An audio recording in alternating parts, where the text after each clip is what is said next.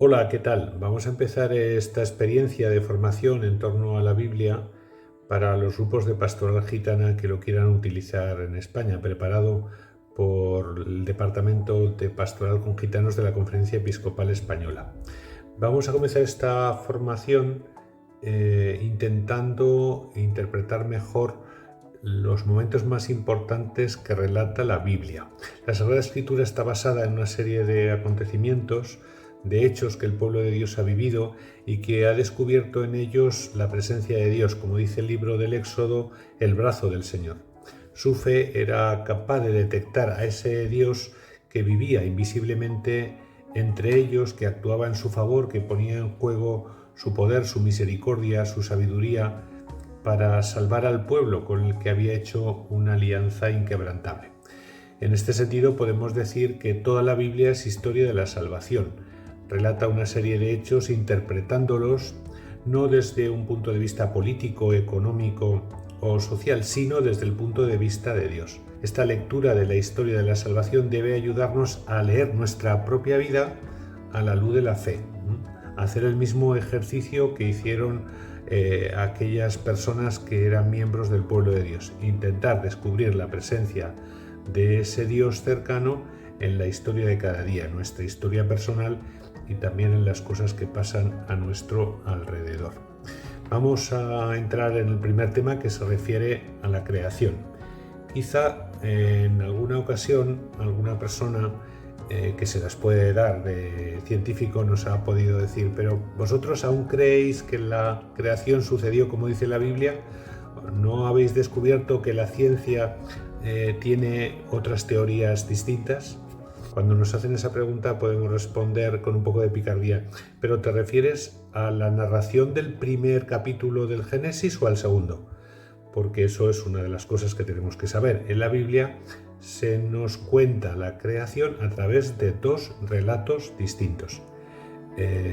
Dos relatos que ciertamente tienen su parte convergente, es decir, que más o menos pues está diciendo lo mismo, y tiene también sus matices propios, ¿no? Porque los dos relatos nos ayudan a comprender mejor el lenguaje religioso, no tanto científico, con el que podemos comprender cuál es el origen de la creación, el origen de todo lo que nosotros podemos ver, ¿no? El primer relato, que está fundamentalmente en el primer capítulo, pertenece a lo que se llama tradición sacerdotal. ¿Y qué afirma este primer relato? ¿Qué destaca? Destaca que Dios ha creado todo lo que existe. Frente a aquellos que creían que el sol o la luna o las estrellas eran dioses, la Biblia nos dice en este primer relato que todo ha sido creación de un único Dios. Otra de las cosas que destaca este primer texto es la omnipotencia de Dios, ese Dios que crea por la palabra. Dios habla y aquello que dice se hace realidad. También destaca este primer texto la bondad y la hermosura de todo lo creado, ¿no?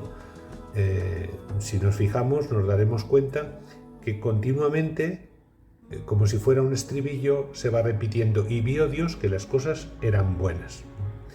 Y otra de las cosas importantes que nos revela este texto es que dentro de la creación el hombre, el varón y la mujer ocupan un lugar destacado, no son unas criaturas más.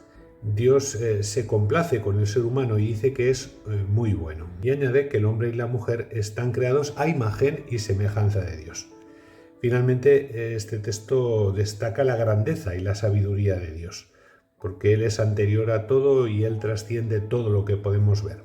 El segundo relato pertenece a otra tradición y destaca aspectos distintos de la creación. Si en el primer texto Dios crea por la palabra, en este segundo texto crea con las manos, como si fuera el artesano que coge barro y poco a poco va modelando sus figuras. Quiere destacar también que hay una igualdad entre el hombre y la mujer. Los dos están hechos de la misma materia. Y también se nos dice que hombre y mujer están llamados a ser una sola carne. Otro aspecto interesante es que la creación del hombre y de la mujer se hace a partir del barro. Es verdad que estamos creados a imagen y semejanza de Dios, como decía el primer texto, pero también es cierto que somos frágiles. Y una manera que tiene la Biblia de decirnos, de hablar de la fragilidad del ser humano, es precisamente decirnos que ha sido creado del barro. Y finalmente, otro de los aspectos interesantes de este segundo texto es la bondad del cuerpo y de la sexualidad. Estaban desnudos, dice este segundo texto, pero no se avergonzaban.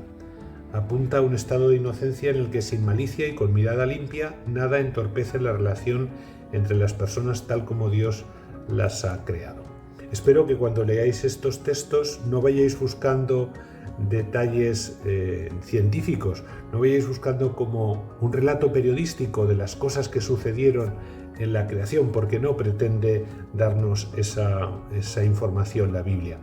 Lo que la Biblia en estos dos capítulos, en estas dos tradiciones, pretende es ayudarnos a comprender aspectos religiosos de la creación del mundo, de la creación de todos los seres que podemos ver y en especial de la creación del hombre y de la mujer.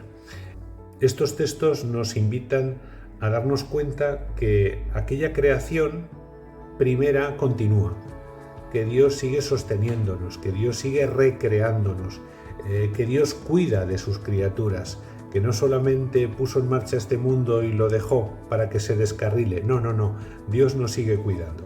También nos invitan a encontrar la huella de Dios en las personas y en toda la creación.